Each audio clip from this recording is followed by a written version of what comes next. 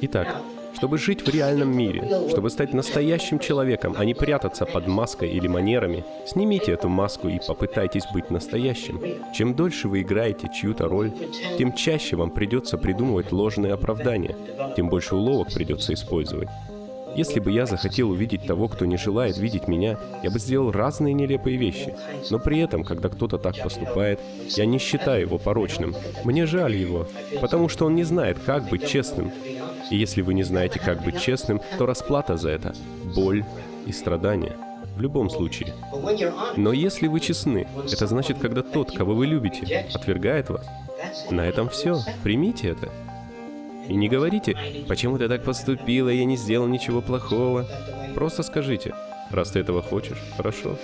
И уходите, не сопротивляйтесь. Не говорите: «Ах ты чертова тупая баба». Люди так поступают, потому что больны, потому что не знают, что такое любовь. Любовь значит не садиться людям на шею и не предъявлять им требования, дать им пространство для жизни, дать им возможность развиваться и попытаться помочь им в этом.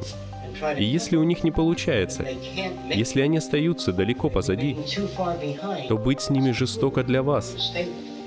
Вам лучше расстаться, прервать отношения. Не думайте, что делаете добро, если остаетесь с человеком, который не может измениться. Если вы добры и вам садятся на шею, используют вас и не развиваются, вы лишь продлеваете страдания. Наилучший выход — попытаться помочь им любым возможным способом. И если они начнут развиваться, они больше не смогут позволить себе зависеть от вас. Они отвернутся и скажут: «А ведь я многое могу сделать, чтобы улучшить жизнь других людей». И как только они берутся за это, чувство вины исчезает. Их самооценка растет. Их больше не волнует, полюбит ли их кто-нибудь. Потому что когда вы достойны любви, когда вы живете, чтобы вершить прекрасное, и вы сами себя любите, в этом случае и другие вас полюбят. А когда они подойдут к вам, чтобы обнять и подарить эту любовь, скажите: «Отдайте ее другим, им она нужнее». Ведь если вы состоялись как личность, вы не беспокойтесь, позвонят ли вам еще. Столь многие раньше звонили вам, и каждый пытался встретиться с вами. Это ненадежно. Просто будьте настолько хорошим человеком, насколько вы это умеете, а остальное приложится. Что получится, то и получится. Итак, если вы стараетесь быть по жизни лучше, а кто-то подстерег вас в переулке и ударил ножом в ребра, забрал ваши деньги и смылся, идите, корчась от боли, в ближайшее место, где вам могут помочь. И не рычите: «Вот этот сукин сын». Так как этот сукин сын и есть вы, в другой среде. Это очень тяжело понять и принять. Есть какие-то вопросы до сих пор? Я не говорю вам, что делать. Я лишь предлагаю поставить себя на место другого человека, чего мы никогда не делаем. Когда нас ранят, мы всегда говорим: «Этот нехороший сукин сын». Когда нам врут: «Этот сукин сын лжец». Вместо того, чтобы сказать: «Интересно, в какой среде они выросли? Что заставляет их вести себя так?» Они даже не могут позволить себе быть гуманными. Итак, когда вы растете, вы перестаете жалеть себя. Но над этим надо работать, усердно работать. Что вы спросили? Я думала, вы вообще против любой привязанности. Я против любого поведения, которое направлено прежде всего на самого себя. Отсюда и все проблемы. Когда вы говорите: «Знаешь, меня никто не любит, мне 33, а я все еще не замужем, у Дженнифер машина, дом, яхта, муж осыпает ее подарками, он любит ее, а меня мой совсем не любит», и прочая подобная чушь. Это та чушь, о которой я говорю. Она отразится на вашем будущем. Если вы так делаете, я гарантирую, вы будете страдать до конца ваших дней. Гарантирую. Если вы нудите: «Никто меня не любит, мне 33, а я не замужем, муж не шепчет мне на ушко пустые приятности», это оно. Это значит, вы больны. Итак, если ваш муж не проявляет тепла и любви, вам должно быть жаль его. Вы подумаете: «Бедный парень даже не знает, что такое любовь». Вместо нытья: «Я надела для него декольте и сказала: "Возьми меня, Сэм", вела себя соблазнительно» и подобная чушь. Об этом я и говорю. Эта чушь никогда не принесет удовлетворения. Знаете, что она принесет? Геморрой, если вы понимаете, о чем я. Все эти неверные подходы не принесут ничего, кроме геморроя. Говорят: «Ну мне хотя бы ненадолго стало легче». Легче не стало, потому что это не по-настоящему.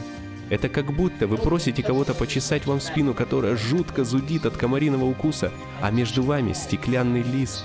Легче вам не станет. Итак, секс и одиночество.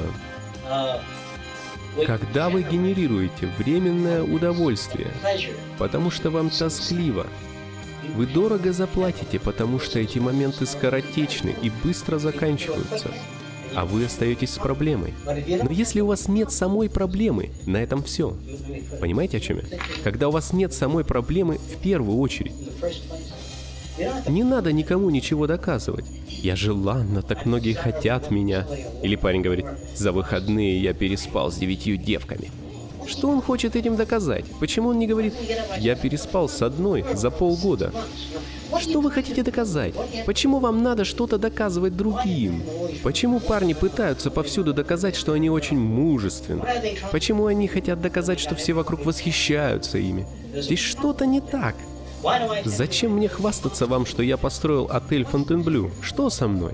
Почему мне нужно говорить вам об этом? Люди, которые все время пытаются что-то доказать, в этом смысле живут в нищете. Говард Хьюз не носится с открытым бумажником и не показывает всем свои пачки денег. Он так не делает. Знаете, кто так делает? Парень, которому толдычили, ты, лодырь, никогда ничего не добьешься, тебя нигде не возьмут, будешь всю жизнь прохожим туфли чистить. И если он преуспеет, он вернется в тот район в своем роскошном костюме, откроет бумажник перед теми детьми. Они скажут, он сделал это, но ему надо повторять это каждую неделю. Понимаете? Такие люди... Это та болезнь, о которой я говорю.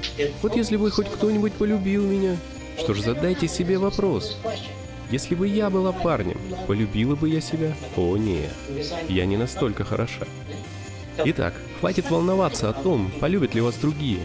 Почувствовав сострадание к другим, избавьтесь от этих долбанных костылей своего эго. Держитесь подальше от зеркал, разбейте свои долбанные зеркала, следите за волосами, принимайте душ, ухаживайте за собой, и станет легче.